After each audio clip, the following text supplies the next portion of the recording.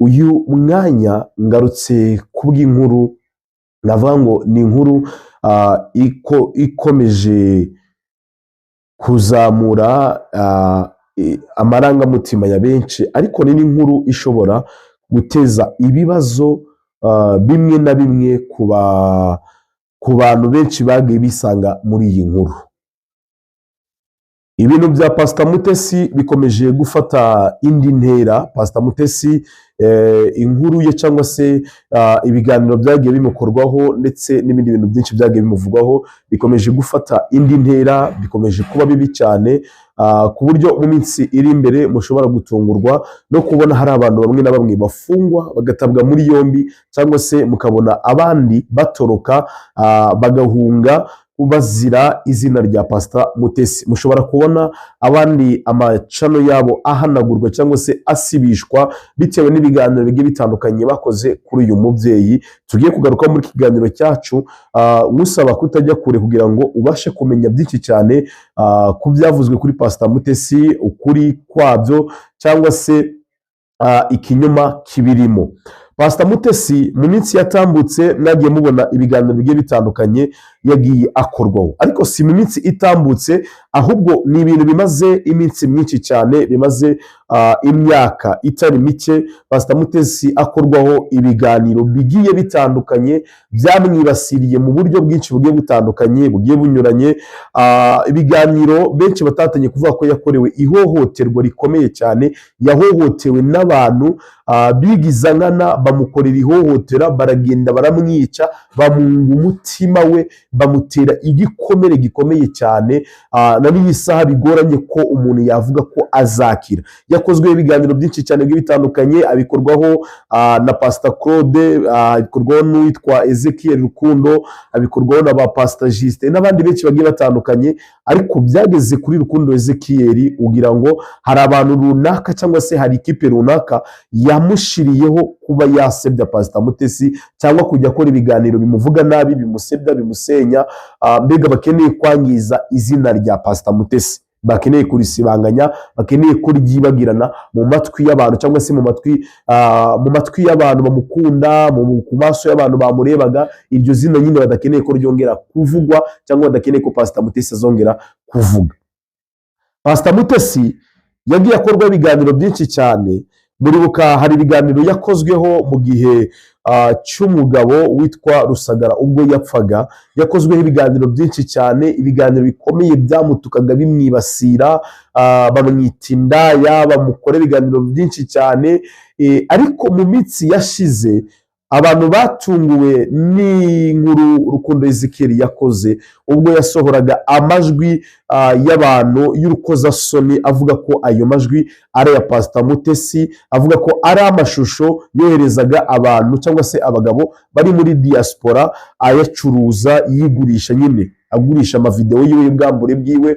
Pastor Mutesi ibintu byamubabaje ku rwego yashatse no gufata icyemezo cyo kuba yashiraho abantu bo guhohotera uyu Rukundo Ezekiel, ariko Pastor Mutesi nyuma aza kwisubiraho asanga atari ngombwa ko yirwanirira, ahubwo yarwanirwa n'Imana yonyine ariyo izamuhorera. Ariko bikomeza bigenda bifata indi ntera ku rwego uyu munsi wa none tuvugana mwe mu nkurikiranye, aho ibintu bigeze ku rwego bigiye gusenyera Pastor Mutesi, ibintu bigiye gusenyera Pastor Mutesi. Ariko nanone abakunzi ba Pastor Mutesi bakaba bahagurutse bavuga ko aho kugira ngo Pastor Mutesi asenyewe n'abantu bari kumuvugaho ibinyoma, bari kumushinja amakuru adahari, bari kumuhimbira dosiye zidafite icyo zishingiyeho, ko abo bantu bo ubwabo bagomba gufungwa bagakurikiranwa n'ubutabera, aho kugira ngo Pastor Mutesi asenye.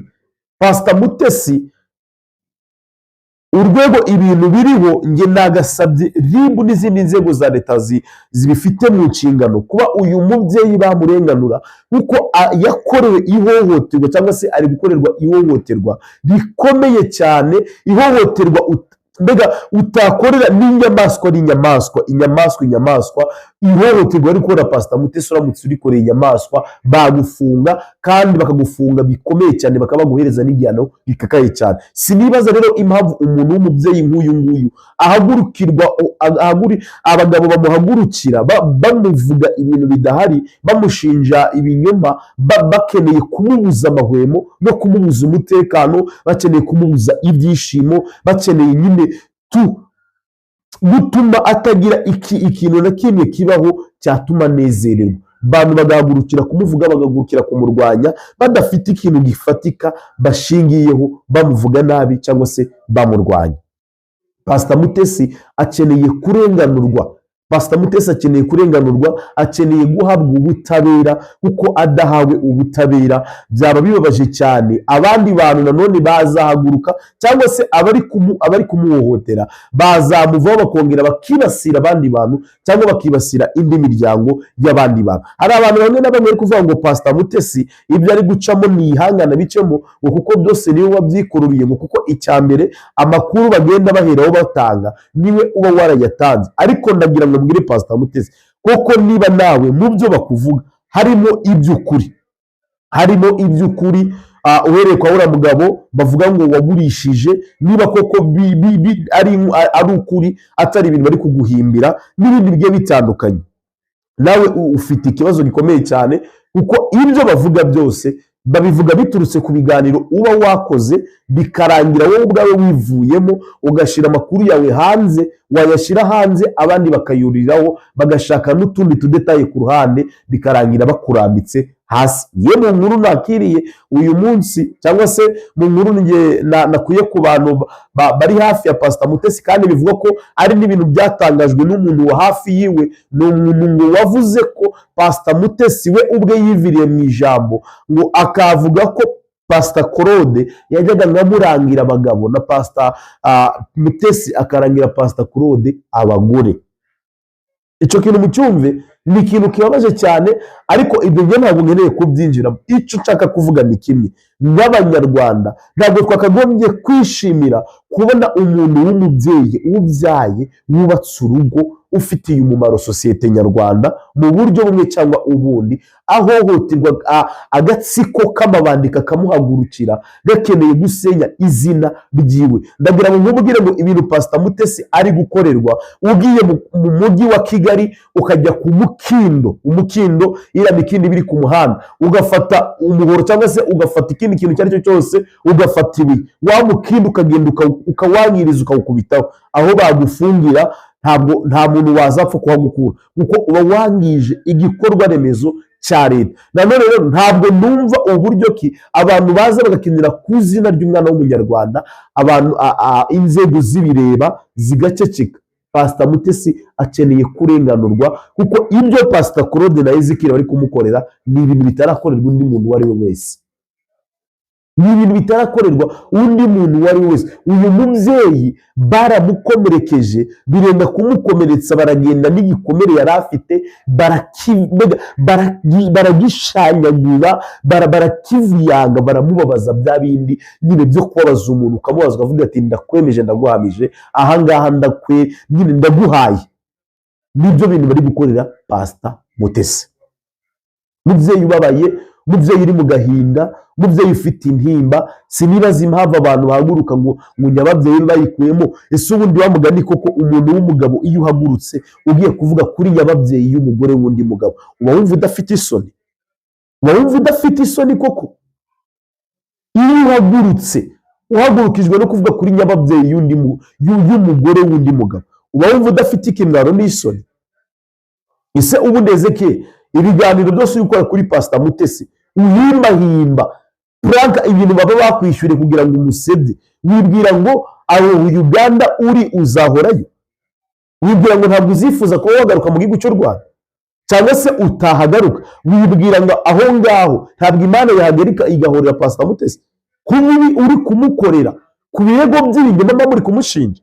Yego Pastor Mutesi ntabwo ari intungane, nta nubwo yigeze, reka mvuge ngo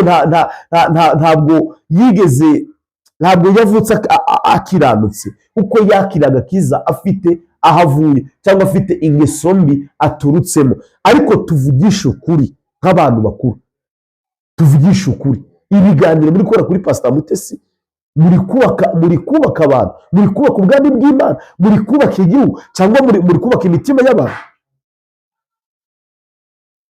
Pastor Mutesi ngaho Pastor Mutesi umupuriwe hanze, ngaho Pastor Mutesi video ze ari kwikinisha kuri video call hanze, nyamara nabyo wajya kureba ugasanga si video z'ukuri, ni ibintu mwagiye murahimba murangije mubishiraho ngaho kugira ngo mubeshye abanyarwanda,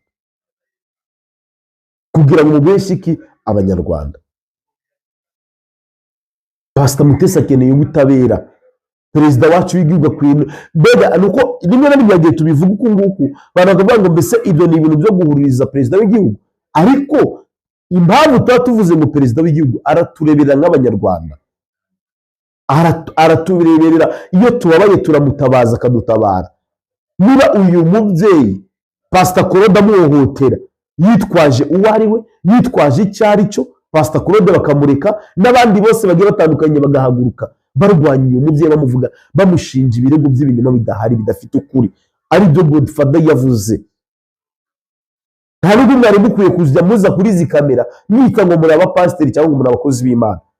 Mwakagombye kujya mwiyambura iyo titre kuko muri gutukisha umurimo w'Imana, muri gutukisha izina ry'Imana. So Imana ibashyigikire kandi Imana irushaho kubagira neza, Imana irushaho kubarinda, irushaho kubarwanirira, irushaho kubaneshereza. Icyo nyine ndimo mvuga, Pastor Mutesi akeneye guhabwa ubutabera, ariko nanone nawe Pastor Mutesi wige uburyo ukoramo ibiganiro cyangwa se uburyo uganira n'abantu bakwatse ibiganiro, uko birangira wowe ubwawe winyuzemo hashize hawe niho abantu bakoresha bakurwanya, wowe wibwira ngo uri gutanga ubuhamya bwubaka abantu, nyamara utazi ko uri gutanga ubuhamya bugiye kukubaga, utazi ko uri kwipfumura cyangwa se uri kwitobora munsi y'ikirenge. So mukomeze kugira ibihe byiza kandi mukomeze kugira amahoro y'Imana. Ndabakunda cyane. Shalom shalom.